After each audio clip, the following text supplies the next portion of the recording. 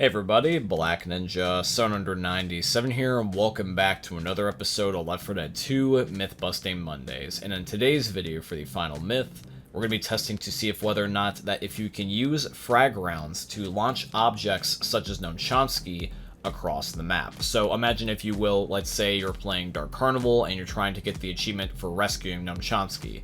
And let's say it's getting you killed because you're not able to shoot your gun. If you were to find frag rounds and you want to slingshot Chompski away and launch him into the safe room so that way you could go back to using your guns, this might be a viable option for you then. If you guys have been enjoying today's video, please drop a like, comment, subscribe, follow, and all that beautiful stuff. And if you guys have a myth or your very own that you would like that be featured in next week's episode, please by all means leave it here in the comments down below. Or also alternatively, you can leave within my Discord server, which is going to be linked down below in this video's description. All that being said, guys, I hope you end up enjoying seeing this week's episode of Left 4 Dead 2 Myth Busting Mondays. Myth: does shooting the Charger's left arm not do damage to him? Alrighty guys, the first myth of today's episode is going to be submitted in by Ace Rose. Now, when it comes to the left arm of the Charger, if you shoot him towards his hand area, he won't actually receive damage, just as the myth suggests. However though, if you aim higher up, and you shoot him in his elbow/shoulder area, blood does come out and he will start to receive damage. So ultimately it depends on how you look at it, but I'm just going to assume you were referring to the lower part of his left arm where his hand would be, which would ultimately lead to the myth being considered as confirmed because he does not sustain damage there. Myth: can you trigger the beta fire axe animations?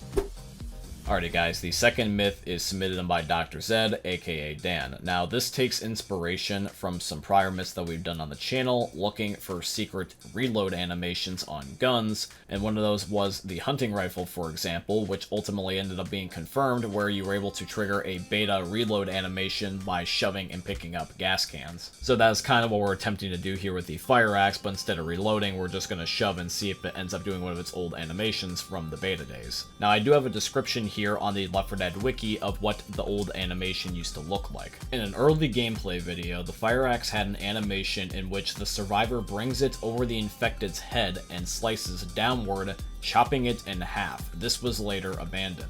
So this would be the type of animation that we're looking for and we're trying to trigger. Now, after messing around with this for a little bit, you guys can see here, with slow motion specifically, because it happens fast otherwise, that when we shoved and swapped back to the fire axe, we can get the animation to trigger. It's just that if you don't have slow motion on and you mess up the timing, you're not going to be able to see it because it just happens way too fast. So this is going to mean that the myth is confirmed. It's not necessarily as flashy looking as the hunting rifle animation because it happens extremely quickly, but it still happens nonetheless. Myth: do common infected see you better in the light versus the dark? Alrighty guys, the third myth is submitted in by Deadsled/Spencer. Now the best way to showcase this type of myth is to play on Hard Rain, because there is an instance in Hard Rain where you're in the exact same area at one part in the campaign where it's light out and then dark out. So what I'm going to do is I'm going to stand in the exact same spots, and I'm going to have it where one takes place during the light and the other takes place during the dark, and see if whether or not the zombie still notices me at the same range. Alright, so I have found my spot. I'm going to stand right over here, and then I'm going to spawn the zombie all the way over there next to the car/gas pump area. And as soon as I move around and just slightly shift to the right, the zombie notices me and then goes to attack me. Alright, now that we've got the control test, let's do this again in the dark. Alright, so I'm back in the same area right next to the crops, and the zombie is in the same area as well by the gas station. And when I keep shimmying back and forth, the zombie doesn't notice me like last time until I keep inching closer and closer to him. And it's not till I get to about the road where the zombie finally notices me and then decides to attack. So it's not the biggest difference, but I do definitely have to scoot up at least a little bit closer to him in order for him to see me in the dark. So this is going to result in myth 3 being confirmed. Myth: do you take less damage from a horde if you're crouched? Alrighty guys, the fourth myth is submitted in by Blue Dope. Alrighty guys, so when it comes to this myth, if you're standing or crouching, the zombie will do the same amount of damage to you on any difficulty. So you guys can see there that when I'm standing, I'm getting hit, and I'm being hit for 2 damage at a time. And then when I'm crouching, the zombie once again hits me for 2 damage at a time.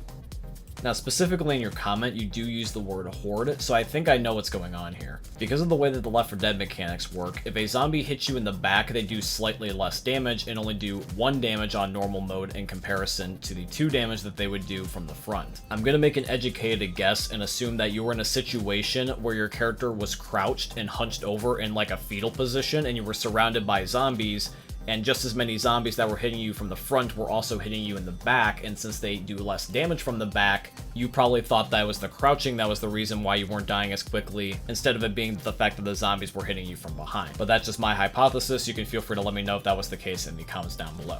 Regardless though, the myth is busted. Crouching does not make it where you sustain less damage from zombies. It is only if they hit you in the back that you sustain less damage from the zombies. Myth: can explosive bullets launch Gnome Chompski across the map?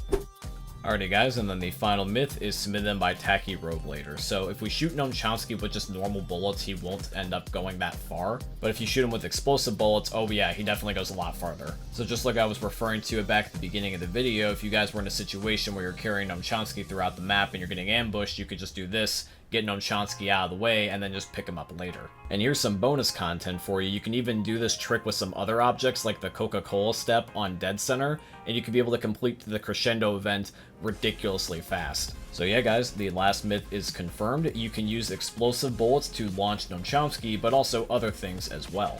Alrighty guys, but that is it here for today's video, and I do truly hope you guys ended up enjoying it. If you did, please consider dropping a like, comment, subscribe, follow, and all that beautiful stuff. And once again, as always, if you guys have a myth of your very own that you would like to be featured in next week's episode, please by all means leave it here in the comments down below. Or also alternatively, you can leave it within my Discord server, which is going to be linked down below in this video's description.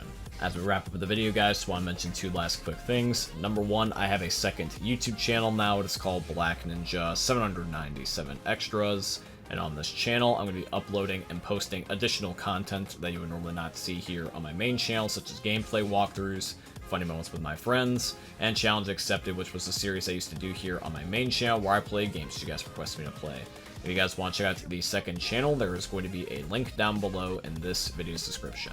I also want to say thank you and shout out to Epic Games for being my first ever sponsor. I have a supporter creator code with them, and the code is just my name, Black Ninja 797. And if you guys want to, you can use it in the Fortnite and Epic Games item shops. Anybody that uses my code or has used it before in the past, I tremendously appreciate you. And yeah guys, all that being said, I hope you ended up enjoying seeing another YouTube video.